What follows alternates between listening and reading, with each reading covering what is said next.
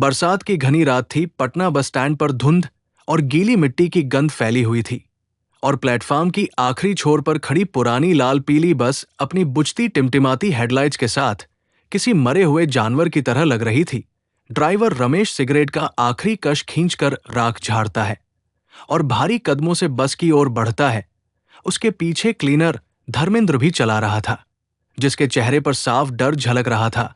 यात्री धीरे धीरे बस में चढ़ने लगे, कोई सूटकेस घसीटता हुआ, कोई बच्चों का हाथ पकड़ता हुआ, तो कोई मोबाइल की रोशनी में खोया हुआ। सामने की सीट पर एक लड़की बैठती है जिसका नाम अनामिका है। उसके चेहरे पर अजीब सी शांति, लेकिन आंखों में गहरा सन्नाटा था। पीछे की तरफ एक बूढ़ा आदमी मुरारी लाल बैठा, जो अपने थैले से पीतल की माला निकालकर बुदबुदाते हुए मंत्र पढ़ने लगा। रात के ठीक 12 बजे इंजन गरजा और बस प्लेटफॉर्म छोड़कर सुनसान सड़कों पर उतर आई। बाहर बिजली कड़क रही थी और पेड़ों की परछाइयां शीशों पर अजीब आकृतियां बनाकर फिसल रही थी।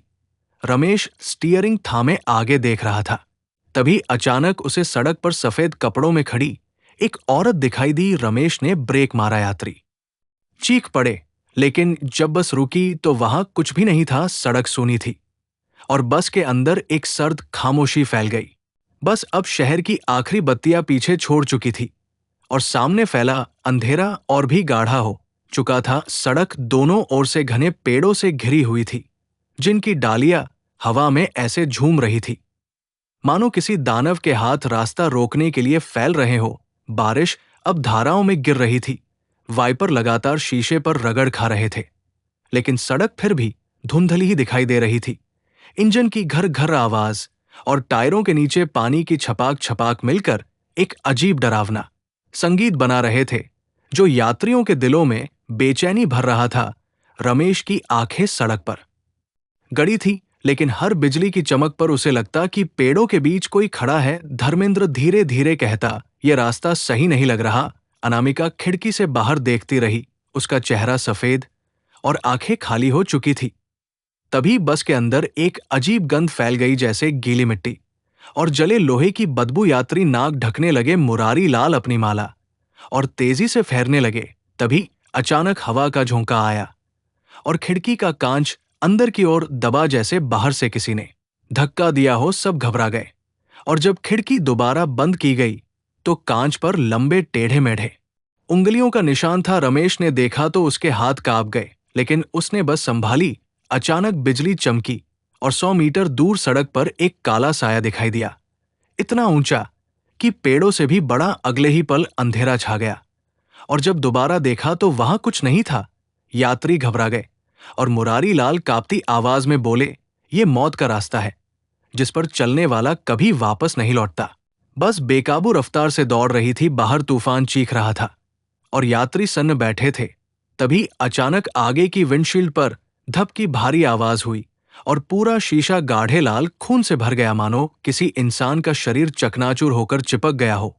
सब यात्री चीख पड़े। रमेश ने ब्रेक दबाया, लेकिन बस रुकी नहीं बल्कि और तेज हो गई। धर्मेंद्र ने शीशा पोंछा तो उसकी हथेली पर गर्म खून लगा था, जिसकी गंध ने सबका जी मिचला दिया। अनामिका ने धीमी आवाज में कहा, ये खून असली नहीं है, ये सिर्फ दिख रहा है। उसकी आवाज इतनी ठंडी थी कि सुनकर सबका खून जम गया। रमेश ने गुस्से में कहा, चुप रहो, लेकिन उसके अपने होंठ सूख गए। तभी वाइपर चले और शीशा साफ हो गया। खून गायब हो चुका था, लेकिन अब कांच पर अंदर से फैलती एक दरार बन रही थी, जैसे किसी अदृश्य पंजे ने उसे खरोंचा हो। तभी छत से बूंदें टपकने लगी, लेकिन जब एक बूंद अनामिका के हाथ पर गिरी तो वो खून थी। उसने सबको दिखाया तो औरतें चीख पड़ी, बच्चे मांओं से लिपट गए। तभी पीछे बैठे एक आदमी ने अचानक गला पकड़ लिया। उसकी गर्दन पर नाखूनों के गहरे निशान थे। वो जमीन पर गिरकर तड़पने लगा। उसकी आंखें बाहर निकल आई और मुंह से झाग निकलने लगा। कुछ ही पलों में उसकी सांसें थम गई और बस के अंदर मौत जैसा सन्नाटा छा गया। तभी इंजन से भारी गूंजती हुई हंसी निकली, जैसे कोई अदृश्य शैतान कह रहा हो, सफर अभी शुरू हुआ है। बस में फैले सन्नाटे को अचानक उस वक्त तोड़ा गया जब सड़क के किनारे खड़े एक काले साये ने हाथ उठाया और रमेश ने ब्रेक दबाकर बस रोकी। बरसात में भीगा हुआ एक अजनबी आदमी बस में चढ़ा। उसकी आंखें लाल थी और चेहरे पर एक अजीब मुस्कान थी। उसने बिना कुछ कहे पीछे की खाली सीट पर जाकर जगह ले ली और उसका भीगता शरीर ठंडी हवा की तरह सबके रोंगटे खड़े कर गया। कोई यात्री उससे बात करने की हिम्मत नहीं जुटा पाया, लेकिन उसकी उपस्थिति ने सबके दिलों में डर और गहरा कर दिया। अनामिका की आंखें उस पर टिकी रही, मानो वो उसे पहचानती हो। पर कुछ बोली नहीं। मुरारी लाल ने उसे देखते ही अपनी माला और कसकर पकड़ ली और मंत्र तेज आवाज में पढ़ने लगे। रमेश ने शीशे से बाहर देखा तो सड़क पर अब कोई इंसान खड़ा नहीं था, मानो वो आदमी अचानक कहीं से प्रकट हुआ हो। जैसे ही बस फिर से आगे बढ़ी, अनामिका अचानक चीख पड़ी। उसकी आवाज इतनी तीखी थी कि सबके कान सुन्न हो गए। लोग उसकी ओर दौड़े, लेकिन सीट खाली थी। उसने बस के बीच से जैसे गायब हो जाने का खेल दिखा दिया। यात्री घबराकर इधर उधर देखने लगे। धर्मेंद्र बुदबुदाने लगा कि ये लड़की इंसान नहीं कोई और है। तभी खिड़कियों के शीशों पर लगातार हथेलियों के निशान बनने लगे, जैसे अनामिका बाहर बस के चारों ओर घूम रही हो और अंदर आने की कोशिश कर रही हो। सब यात्री डर से कांपने लगे। तभी अचानक दरवाजे के पास किसी ने जोर से ठक ठक किया। रमेश ने शीशे से बाहर झांका तो बिजली की चमक में उसे वही लड़की दिखाई दी जो बस से गायब हुई थी। वो पूरी तरह भीगी हुई थी और उसकी आंखें बिल्कुल सफेद थी। अगले ही पल वो गायब हो गई और दरवाजा खुद ब खुद बंद हो गया। यात्रियों में अफरा तफरी मच गई और कुछ लोग रमेश से चीखने लगे कि बस रोक दो, लेकिन रमेश का पैर जैसे एक्सीलरेटर पर चिपक गया था। बस अब सुनसान रास्तों पर और गहराई में जा रही थी। जीपीएस ने काम करना बंद कर दिया। नक्शा बार बार घूमकर वही एक ही बिंदु दिखाने लगा, जैसे बस एक ही जगह फंस गई हो। बाहर का तूफान और हिंसक हो गया था। पेड़ों की शाखाएं गिर रही थी, लेकिन बस किसी अदृश्य ताकत से खिंचती हुई आगे बढ़ रही थी। धर्मेंद्र रोते हुए बोला, ये बस अब किसी और की हो चुकी है और हम सब इसकी कैद में हैं। तभी मुरारी लाल खड़े हो गए। उनकी आवाज कांप रही थी। उन्होंने कहा, ये वही मौत का रास्ता है जहां हर साल कुछ न कुछ बसें गायब हो जाती हैं और उनके यात्री कभी वापस नहीं आते। ये रास्ता नक्शे पर है ही नहीं, ये सिर्फ रात में ही खुलता है और जो इसमें फंस गया वो मौत के साए का हिस्सा बन जाता है।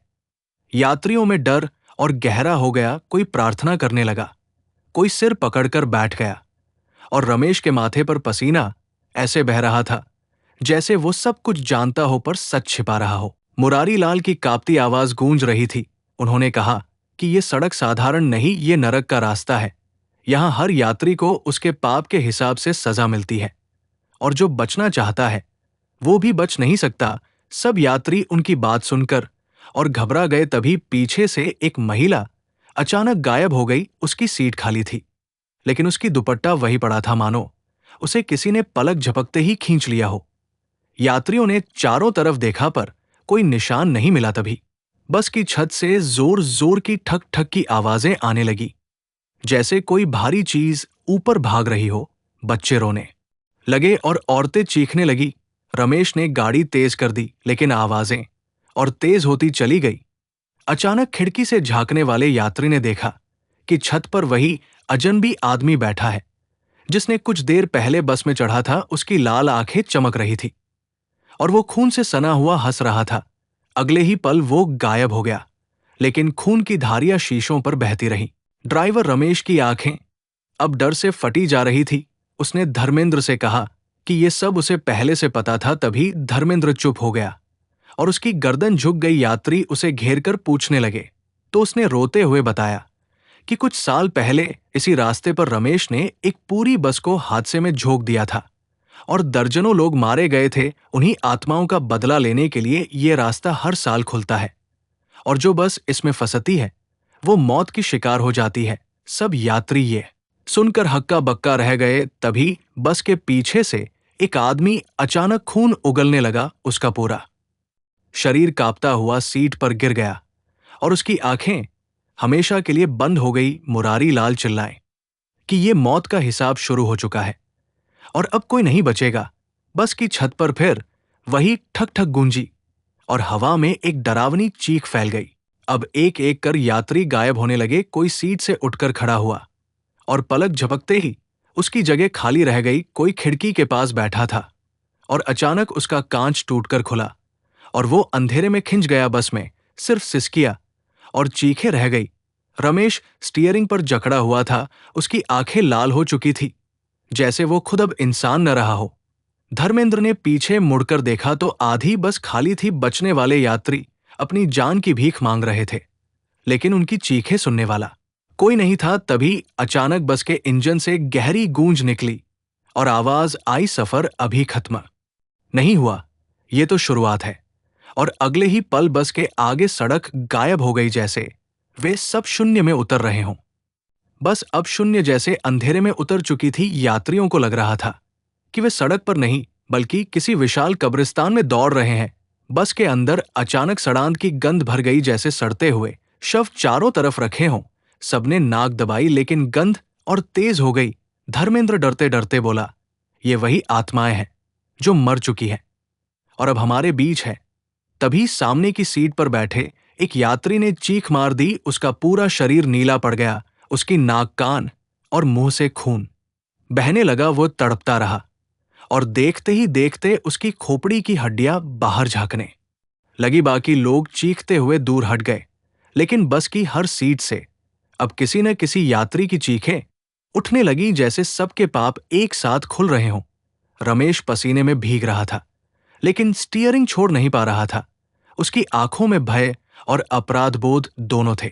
इसी अफरा तफरी में अचानक धर्मेंद्र की आवाज बंद हो गई। सबने मुड़कर देखा तो वो अपनी सीट पर खड़ा था। उसकी गर्दन पर गहरे नाखूनों के निशान उभर आए थे, जैसे किसी ने उसे गला दबाकर उठाया हो। उसका शरीर हवा में लटक गया। उसकी टांगें जमीन को छू रही थी, लेकिन किसी अदृश्य ताकत ने उसे पकड़ रखा था। यात्रियों ने उसे छुड़ाने की कोशिश की, लेकिन उनकी हथेलियां खाली हवा से टकराई। अगले ही पल धर्मेंद्र की गर्दन टूट गई और उसका शरीर सीट पर गिर पड़ा। उसकी आंखें खुली थी और उनमें भय जम चुका था। रमेश ने उसे देखा और उसका चेहरा पत्थर हो गया। बाकी यात्री सिसकियां भरते रहे और अब सबको यकीन हो गया कि ये बस उनकी मौत की सवारी बन चुकी है। फिर अचानक बाहर आसमान में बिजली चमकी, लेकिन इस बार पानी नहीं गिरा, बल्कि लाल रंग की बारिश होने लगी। बूंदें शीशे पर गिरते ही खून की धारियों में बदल गई। खिड़कियों पर हर जगह लाल धब्बे बहने लगे। बस का हर शीशा ऐसे लग रहा था मानो किसी ने ताजा लाशों का खून उसमें उड़ेल दिया हो। यात्री चीखते हुए खिड़कियों से हट गए। अनामिका, जो अब तक चुप बैठी थी, उसने धीरे से कहा, यह सिर्फ शुरुआत है, असली सफर अब शुरू होगा। तभी बस के आगे एक पुराना टूटा फूटा बस स्टॉप दिखाई दिया, जहां कोई आदमी, औरत या बच्चा नहीं बल्कि सिर्फ हड्डियां रखी थी। बस वहां जाकर रुक गई। सब यात्री एक दूसरे से लिपटकर रोने लगे और तभी दरवाजे पर किसी ने जोर से दस्तक दी। बस उस पुराने खंडहर जैसे बस स्टॉप पर खड़ी थी। चारों ओर टूटी हुई दीवारें, जंग लगे लोहे के बोर्ड और फर्श पर बिखरी हुई हड्डियां थी। हवा में मौत की बू फैली हुई थी। यात्री खिड़कियों से झांक रहे थे और किसी को समझ नहीं आ रहा था कि ये जगह कहां से आ गई। तभी दरवाजे पर फिर जोर से दस्तक हुई। रमेश ने डरते डरते दरवाजा खोला और एक ठंडी हवा का झोंका अंदर आया, लेकिन कोई दिखाई नहीं दिया। अगले ही पल बस की सारी लाइट्स बुझ गई और अंधेरे में सबको बस बच्चों की हंसी सुनाई दी। वो हंसी धीरे धीरे बस के अंदर गूंजने लगी और यात्रियों की रूह कांप गई। अनामिका की सीट खाली थी, जबकि सबको यकीन था कि वो यही बैठी थी। अचानक पीछे से किसी ने उसका नाम पुकारा। सबने मुड़कर देखा तो अनामिका बस के पिछले दरवाजे पर खड़ी थी, लेकिन उसका चेहरा इंसानी नहीं लग रहा था। उसकी आंखें पूरी सफेद और होठों से खून टपक रहा था। अनामिका धीरे धीरे बस की गलियों में चलने लगी। उसकी चाल किसी इंसान जैसी नहीं थी, मानो वो तैर रही हो। सब यात्री उससे दूर भागने लगे। उसने अपने दोनों हाथ उठाए और शीशे पर जोर से मारा। पूरा कांच लाल खून से भर गया। फिर उसने ठंडी आवाज में कहा, यह बस किसी की नहीं, ये सबकी कब्र है। और एक जोरदार चीख के साथ कई खिड़कियां अपने आप टूट गई। तेज हवा और खून की बारिश अंदर घुस आई। मुरारी लाल कांपते हुए खड़े हुए और बोले, रमेश, तू सच सबको बता दे अब। छुपाने का समय नहीं, रमेश की आंखें भर आई। उसने कांपती आवाज में कहा कि सालों पहले इसी रास्ते पर उसने शराब के नशे में बस चलाते हुए दर्जनों लोगों की जान ले ली थी, और उनकी आत्माएं हमेशा के लिए इस रास्ते से बंध गई हैं। वही लोग आज हमारी जान लेने लौटे हैं। रमेश की बात सुनते ही यात्रियों की चीखें और बढ़ गई। तभी बस के बाहर अचानक जलती हुई लपटें उठीं और सड़क गायब होकर सीधे श्मशान में बदल गई। बस अपने आप उस ओर खींचने लगी। चारों तरफ चिताओं की आग जल रही थी और लपटें बस को चाट रही थी। यात्री खिड़कियों से भागने की कोशिश करने लगे, लेकिन हर रास्ता बंद हो गया। रमेश चीखते हुए कहने लगा, ये मेरा श्राप है और यही मेरी सजा है। तभी इंजन से एक भयानक आवाज आई और बस की स्पीड और बढ़ गई। अनामिका का चेहरा अब पूरी तरह भूतिया हो चुका था। उसने जोर से चीख मारकर कहा, अब सबको अपना हिसाब चुकाना होगा। और अचानक हर यात्री अपने अपने पापों की याद में तड़पने लगा। कोई हत्या का दोषी था, कोई चोरी का, कोई विश्वासघात का। सब अपनी अपनी जगह पर तड़प रहे थे और मौत उनके सामने खड़ी थी। बस अब नरक के रास्ते पर दौड़ रही थी। चारों ओर आग और धुआं फैल चुका था। यात्रियों की चीखें हवा में घुल रही थी, मानो हर ध्वनि आत्माओं की हंसी बनकर गूंज रही हो। रमेश पसीने में भीगकर स्टीयरिंग पकड़ रहा था, लेकिन बस रुकने का नाम नहीं ले रही थी। हर मोड़ पर पेड़ और कब्रिस्तान की आकृतियां उभर रही थी। धर्मेंद्र अब पूरी तरह डर के मारे कांप रहा था और बार बार मुरारी लाल की ओर देख रहा था। मुरारी लाल ने बताया कि यह रास्ता केवल मृतकों की आत्माओं के लिए है, और जो जिंदा है वो केवल अपना पाप चुकाकर बच सकता है। तभी बस के आगे सड़क गायब हो गई और एक विशाल गड्ढा दिखाई दिया, जिसमें जलती हुई आत्माएं झूल रही थी। यात्रियों की सांसें थम गई। अनामिका अब बस के बीच में खड़ी थी। उसका चेहरा अब पूरी तरह डरावना हो चुका था और उसने अपनी भूतिया हंसी से सबको डरा दिया। यात्री अब अपनी जान की भीख मांग रहे थे, लेकिन कोई सुनने वाला नहीं था। बस धीरे धीरे गड्ढे की ओर खिंच रही थी। रमेश ने ब्रेक दबाया, लेकिन वो काम नहीं आया। धर्मेंद्र जोर जोर से रो रहा था और कह रहा था कि हमें अब कुछ बचाने वाला नहीं है। तभी मुरारी लाल ने मंत्र पढ़ना शुरू किया। उनकी आवाज इतनी तेज थी कि बस के अंदर कंपन होने लगी। अनामिका ने गहरी चीख मारी और अचानक बस एक जोरदार झटके के साथ गड्ढे के ऊपर रुक गई। लेकिन पूरा वातावरण अभी भी डरावना था। चारों तरफ आग और लाशों की परछाइयां झूल रही थी। रास्ते का हिसाब अब हर यात्री के पापों से लिया जा रहा था। एक एक कर यात्री तड़पते हुए गायब हो रहे थे। कोई आंखें फाड़कर मर रहा था, कोई अपने हाथ काटकर चीख रहा था। धर्मेंद्र अब बस की छत पर लटक गया। उसकी आंखें बाहर निकली हुई थी और रमेश बस के पीछे खड़े मुरारी लाल की ओर देख रहा था। मुरारी लाल ने कहा, अब बस का अंतिम पड़ाव आया है और जो बचा है वो भी अपने पापों की सजा पाएगा। तभी बस के इंजन से एक भयंकर गूंज उठी और एक आवाज आई, ये बस अब हर रात लौटेगी नई आत्माओं को लेने। और अगले ही पल बस के चारों ओर अंधेरा गहरा गया और यात्रियों की चीखें हवा में गुम हो गई। बस अब अपने अंतिम ठिकाने की ओर बढ़ रही थी। चारों तरफ आग और धुआं फैल चुका था। यात्रियों की चीखें अब पूरी तरह गूंज रही थी। रमेश की आंखें लाल हो चुकी थी और पसीने से भीग चुकी थी। वो समझ चुका था कि ये बस अब किसी की नहीं बल्कि मौत की सवारी बन चुकी है। मुरारी लाल ने जोर से कहा, अब बस का अंतिम पड़ाव आ गया है और जो भी बचेगा वो हमेशा के लिए इस सड़क का हिस्सा बन जाएगा। अचानक बस की गति बढ़ गई और चारों ओर की आग और तेज हो गई। यात्रियों की रूहें तड़पती हुई गुम हो रही थी। अनामिका अब बस के बीच में खड़ी थी। उसका चेहरा भूतिया और भयावह था। उसने अपनी भयानक हंसी से सबको और डरा दिया। और तभी बस की छत से जोर जोर की ठक ठक की आवाज गूंजी और सबको महसूस हुआ कि बस अब जीवित हो चुकी है। बस ने जैसे ही अंतिम मोड़ लिया, एक भयंकर झटका लगा और बस पूरी तरह आग में घिर गई। यात्रियों की चीखें हवा में विलीन हो गई।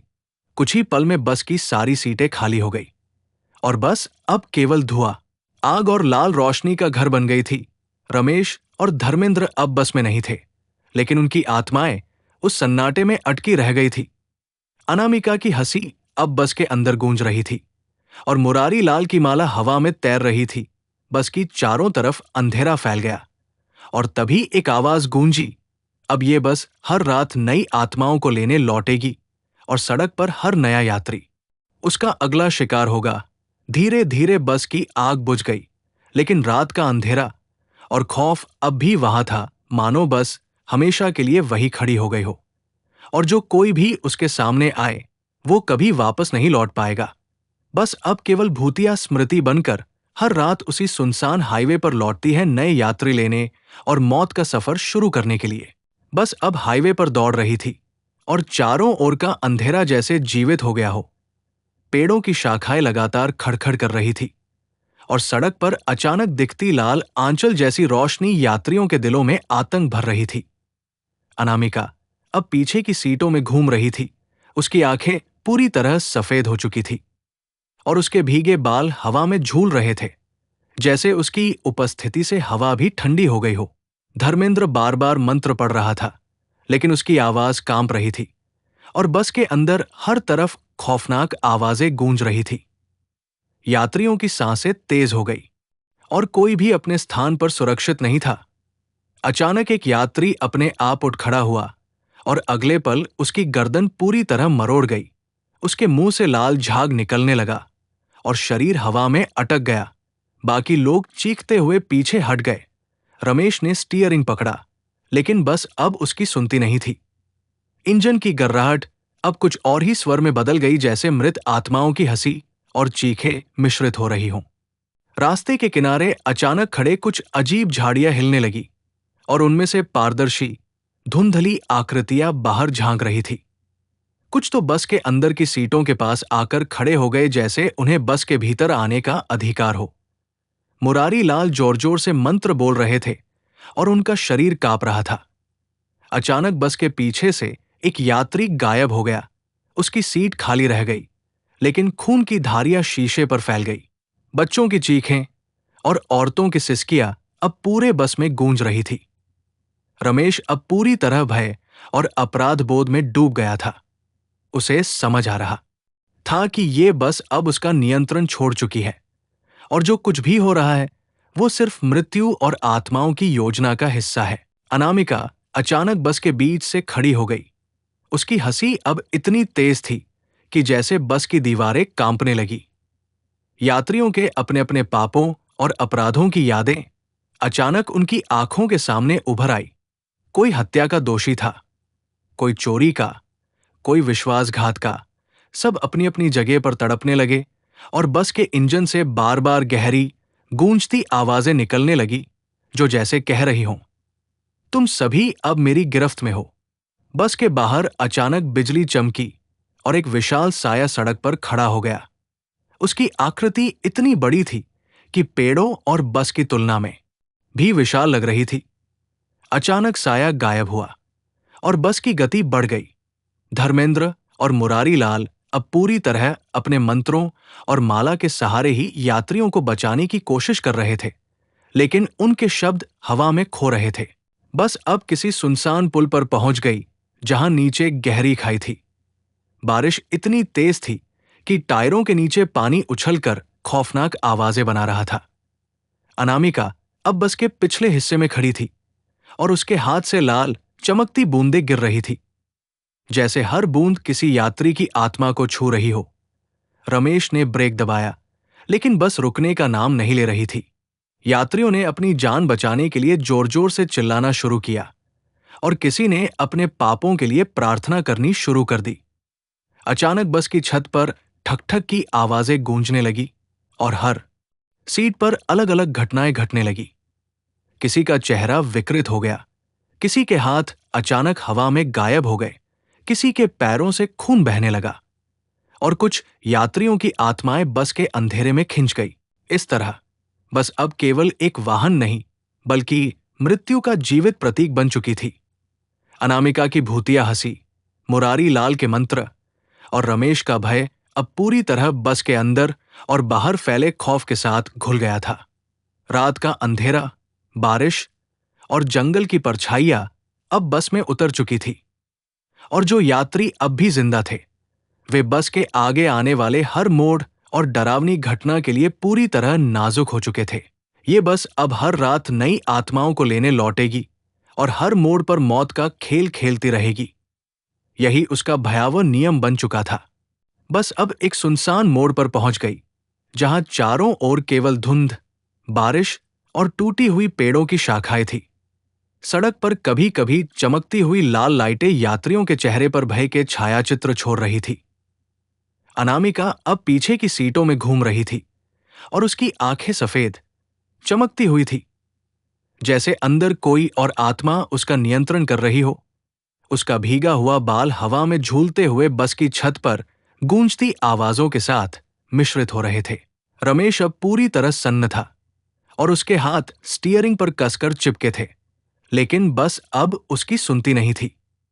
मुरारी लाल जोर जोर से मंत्र पढ़ते रहे, लेकिन हर शब्द हवा में खो जाता था, जैसे कोई अदृश्य शक्ति उनकी आवाजों को निगल रही हो। सड़क के किनारे अचानक टूटी हुई खाई में जलती हुई आत्माओं की परछाइयां उभर आई।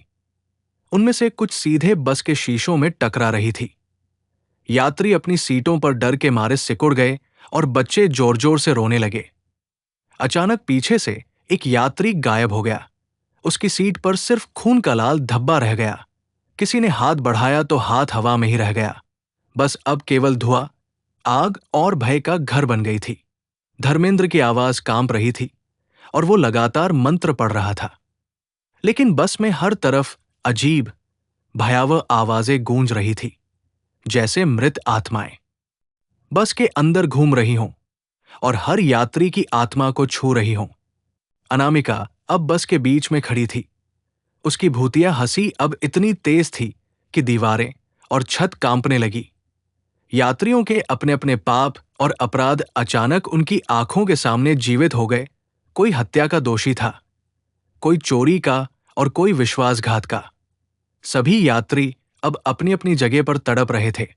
बस के इंजन से बार बार गहरी गूंजती हुई आवाजें आ रही थी, जो कह रही थी, तुम सभी अब मेरी गिरफ्त में हो। बस के बाहर अचानक बिजली चमकी और विशाल, भयावह साया सड़क पर खड़ा हो गया। उसकी आकृति इतनी भयानक थी कि पेड़ों और बस की तुलना में भी बड़ा दिख रहा था। अचानक साया गायब हुआ और बस की गति बढ़ गई। बस अब पुराने टूटे पुल पर पहुंच गई।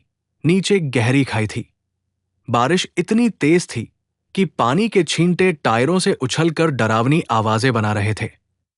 अनामिका अब बस के पिछले हिस्से में खड़ी थी और उसके हाथ से लाल बूंदें गिर रही थी। हर बूंद किसी यात्री की आत्मा को छू रही थी। रमेश ने ब्रेक दबाया, लेकिन बस रुकने का नाम नहीं ले रही थी। यात्रियों ने जान बचाने के लिए चिल्लाना शुरू किया। किसी ने अपने पापों के लिए प्रार्थना की।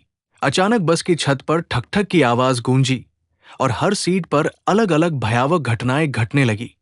किसी का चेहरा विकृत हो गया, किसी के हाथ हवा में गायब हो गए, किसी के पैरों से खून बहने लगा और कुछ यात्री बस के अंधेरे में खिंच गए। इस तरह बस अब केवल वाहन नहीं, बल्कि मृत्यु का जीवित प्रतीक बन चुकी थी।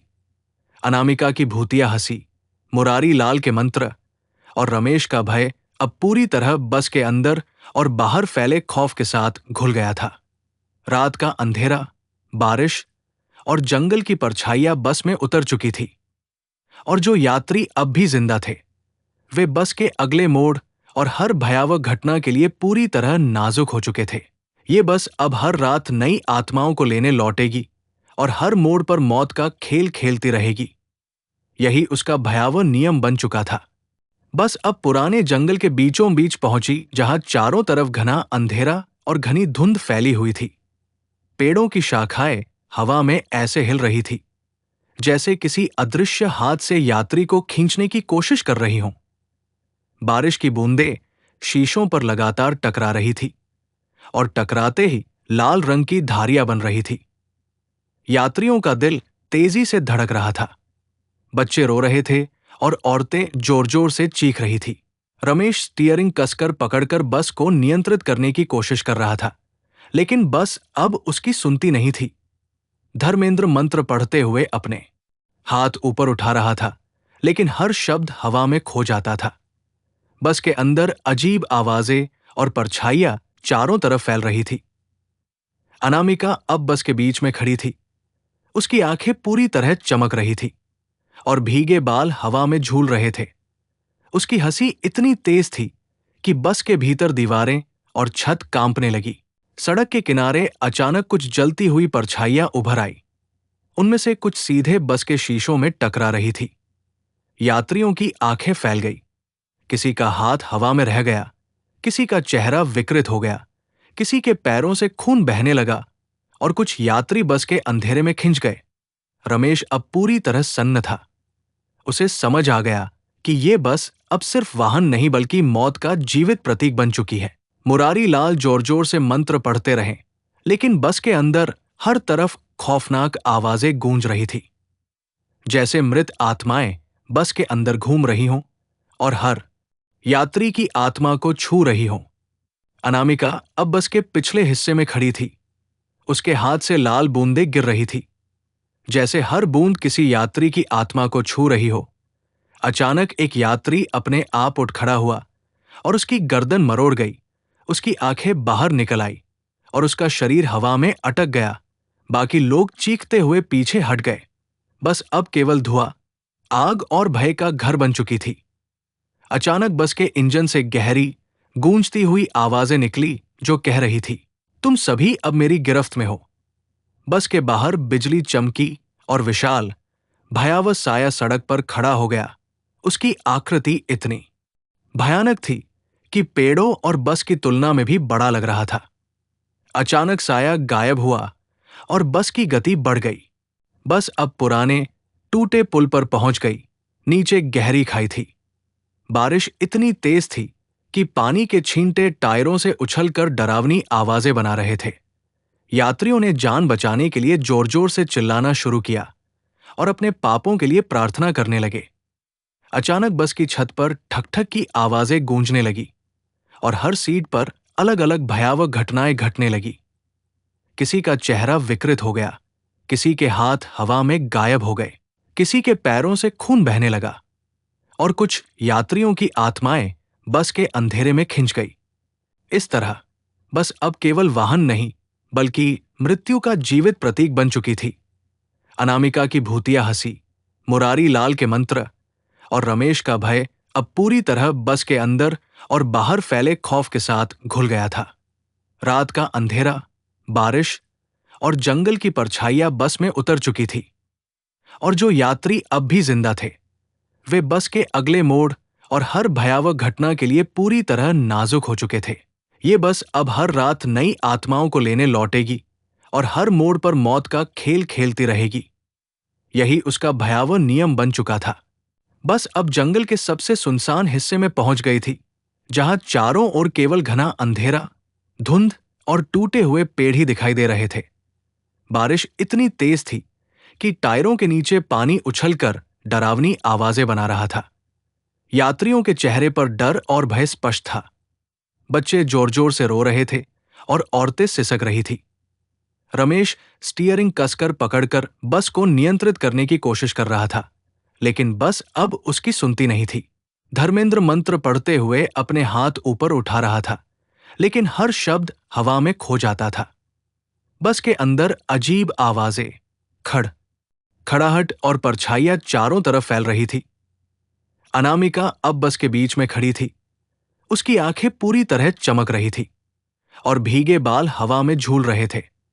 उसकी हंसी इतनी तेज थी कि बस के भीतर दीवारें और छत कांपने लगी। सड़क के किनारे अचानक कुछ जलती हुई परछाइयां उभर आई। उनमें से कुछ सीधे बस के शीशों में टकरा रही थी। यात्रियों की आंखें फैल गई।